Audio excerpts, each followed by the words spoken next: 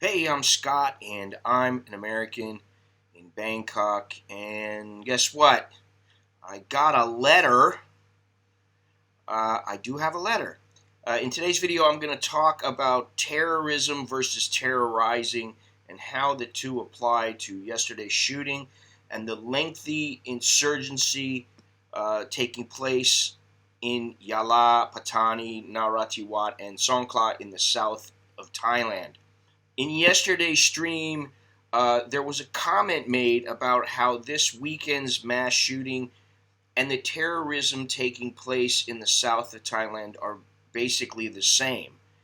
And I said then, and I will say it again, that they are two completely different situations. And the reason they are different is the motivations. As is often the case with mass shooters, the shooter ends up dead. Death takes away the ability to get all the answers, but at least some of the facts will come out in time, and some are already coming out. This soldier lost his mind over 50,000 baht, or approximately 1,600 US dollars, and killed 27 people. In the South, insurgents are willing to die for what they believe is their land, their sovereign land. So let me read the letter. Hi, Scott. First, I am a fan and I respect you. Well, thank you. You referred with irritation in your voice, and I did, when someone referred to terror from the South.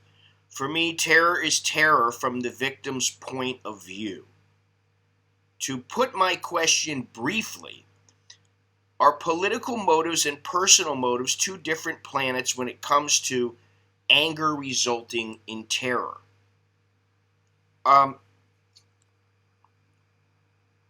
Well, he has a point.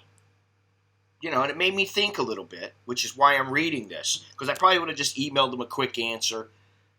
But I actually thought about this a little bit, and I thought, I want to know what is the definition of terrorism and what is involved. So I have two definitions. The first is from Wikipedia. The second is from Merriam-Webster.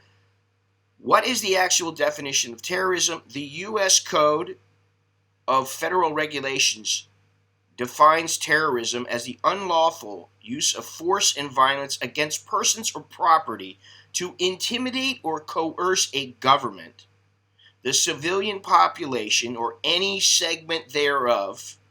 Now, that in itself sounds like, oh wow, this guy might have been a terrorist, the guy from this weekend, the soldier. However, the last portion of the sentence says, in furtherance of political or social objectives. His objective was completely personal. His had nothing to do with political or social objectives. The next one's from Merriam-Webster, and it's a little bit shorter. The use of violent acts to frighten the people in an area as a way of trying to achieve a political goal. He did say, are political motives and personal motives two different planets when it comes to anger resulting in terror? Now, I guess, at the end of the day, they're the same. You're terrorizing people. You are instilling fear into people. This guy instilled fear into people. However, his was for personal reasons. It had nothing to do with politics or some social reason. He wanted to make some social change. That wasn't the reason why he did it. He did it because he was pissed off, okay? Now, did he terrorize people? Yes. But was he a terrorist? By definition, no, he was not. So he terrorized people, yes.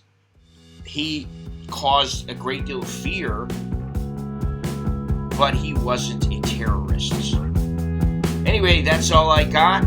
Please click like, please click share, subscribe if you haven't already, click the bell, yada yada yada. For further information, take a look inside of the description, And thank you for watching. Until next time, Choke D.